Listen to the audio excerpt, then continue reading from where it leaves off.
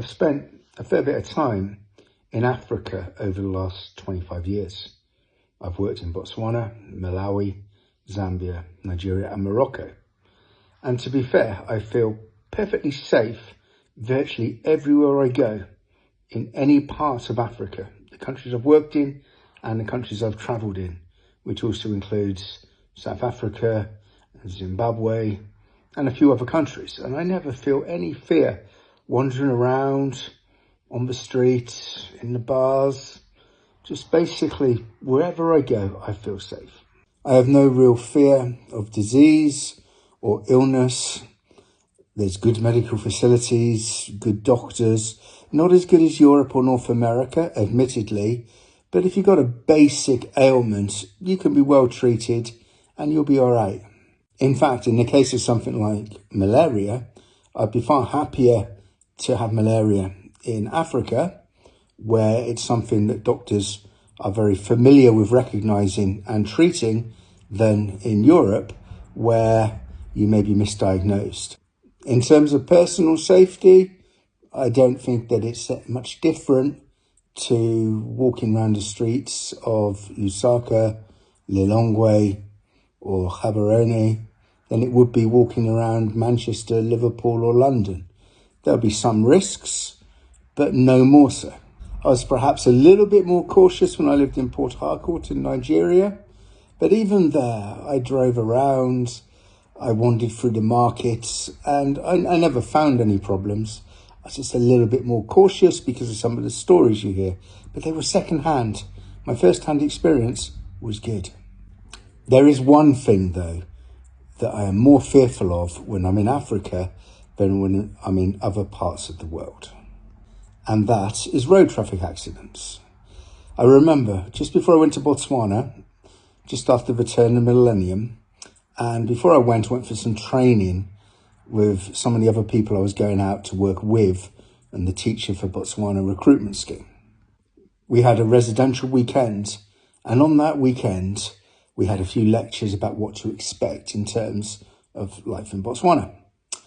And one thing struck me, and that when they said to about 25 of us who were at the conference, they said, statistically, the chances are that one of you may well die in a road traffic accident. And that struck me. That really did hit home. But I was like, yeah, that's not really going to happen. We're going to be cautious. Yeah, we're not going to be taking risks. You know, when you're a foreigner, you're going to be a bit cautious in the beginning particularly. But within the first year, one of the guys who went out with us was killed in a road crash. The prophecy came true. And the longer that I've been working and travelling and living in Africa, what I've come to realise is there are a number of factors that do make the roads more dangerous. Now, the first one is the state of the roads. The roads are nowhere near as good as they are in Europe or North America.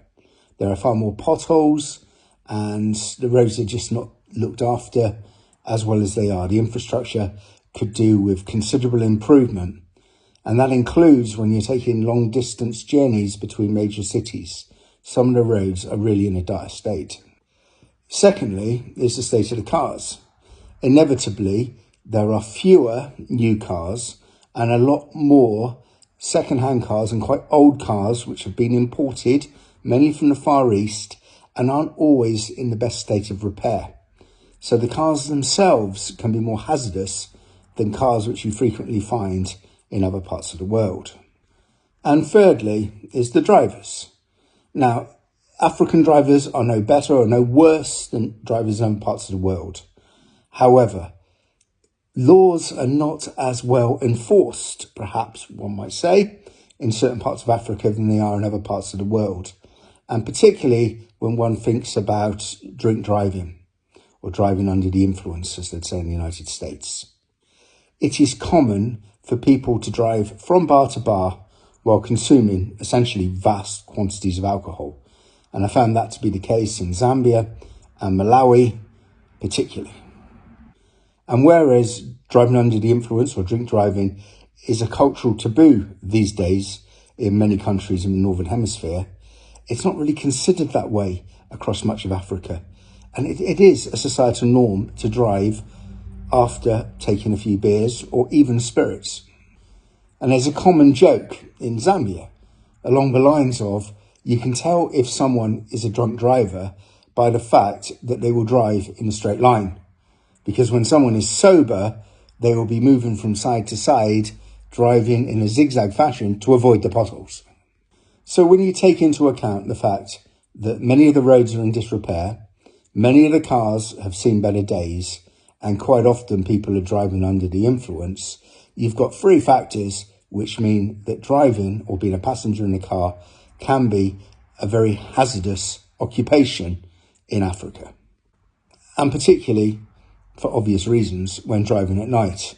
Not all cars or trucks will necessarily have lights. And sometimes, and I've heard of friends tell me that people they have known have been killed when they've driven into the back of a truck because the truck had no lights and was parked on the side of the road. Similarly, when trucks are trying to go up steep hills and have no lights, again, cars can run into the back of them and you're going to be killed. Now, of course, when I'm in Africa, I will drive and I'll be aware of the dangers. But again, it's part of life. We all take risks. You just want to minimise the risks. Always wear a seatbelt. Now, I must stress that because I wouldn't be here today and my eldest son wouldn't be with us today if we hadn't have been wearing seatbelts one time when we were driving between the long way in Malawi and Lusaka, Zambia. An incredibly long trip, over 1,000 kilometres, and probably foolishly tried to do it in one go, a bit tired, and when I had a blowout, I was unable to control my vehicle. It rolled several times and I ended up in a ditch. Fortunately, just had cuts and bruises, and the same with my little boy, who was only about 10 at the time. We were very lucky. Not everyone is. So, if you're taking a trip to Africa, just be aware of the dangers of the roads. You probably don't have to worry about the rest of the stuff. You don't have to worry about the media stereotypes, but do take care on the roads.